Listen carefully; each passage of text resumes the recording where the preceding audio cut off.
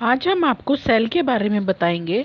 तो class 9th में हमने ओनियन पील और ह्यूमन चीक सेल के बारे में पढ़ा था और माइक्रोस्कोप के अंडर उनको ऑब्जर्व किया था।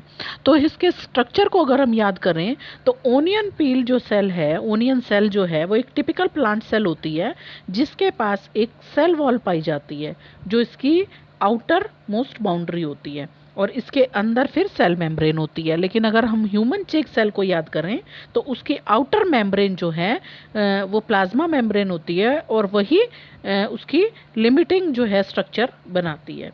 अब हर सेल के अंदर, चाहे वो प्लांट सेल है या एनिमल सेल, उसके अंदर एक डेंस मेम्ब्रेन बाउंड न्यूक्लियस पाया जाता है। ठीक है।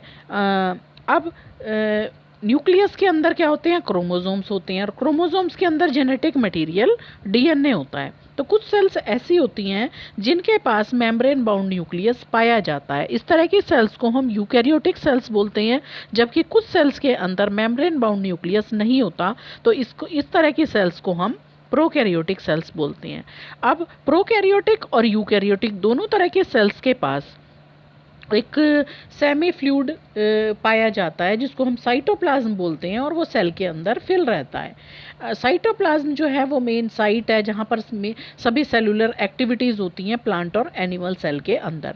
बहुत तरह की केमिकल रिएक्शंस हमेशा किसी सेल के अंदर होती रहती हैं उसको लिविंग स्टेट में रखने के लिए। अब न्यूक्लियस के अलावा यूकैरियोटिक सेल्स के अंदर दूसरे मेम्ब्रेन बाउंड स्ट्रक्चर भी पाए जाते हैं जिनको हम सेल ऑर्गेनिल्स बोलते हैं, जैसे endoplasmic reticulum, Golgi complex, lysosomes, mitochondria, microbodies, vacuoles.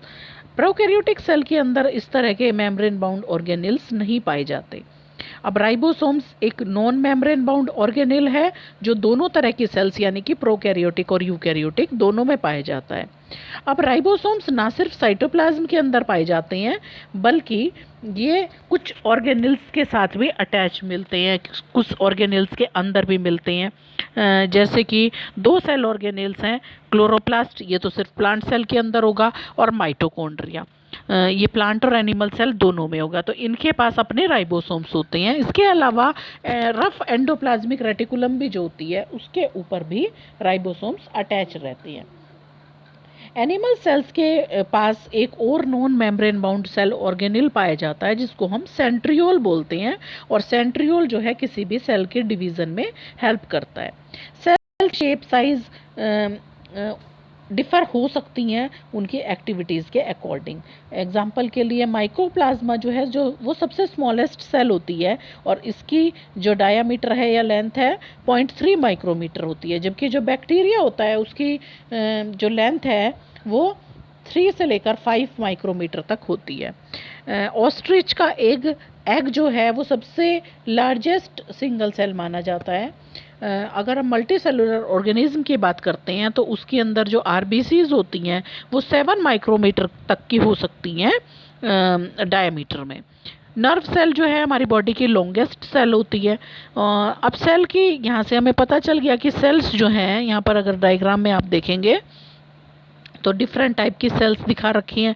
तो सेल्स वेरी करती हैं शेप और साइज़ में, जैसे कि आप यहाँ पर देख सकते हैं ये आरबीसी हैं, ये डब्ल्यूबीसी हैं, ये कॉलमनर एपिथेलियम है, ये नर्व सेल है, और ये ट्रैकिड्स हैं जो प्लांट्स के अंदर पाए जाते हैं, और ये मीसोफिल सेल्स हैं, ये भी प्लांट्स में पाई जाती हैं। तो सेल्स जो हैं वो शेप में वेरी करती हैं, बहुत ज़्यादा वैरायटी होती है उनमें।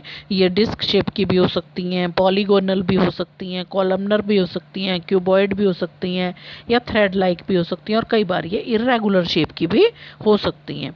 तो किसी भी सेल की जो शेप है वो वेरी करती है, फंक्शन के अकॉर्डिंग होती है, जो भी फंक्शन वो परफॉर्म कर रहे हो। तो नेक्स्ट टॉपिक में हम आपको प्रोकैरियोटिक सेल के बारे में बताएंगे।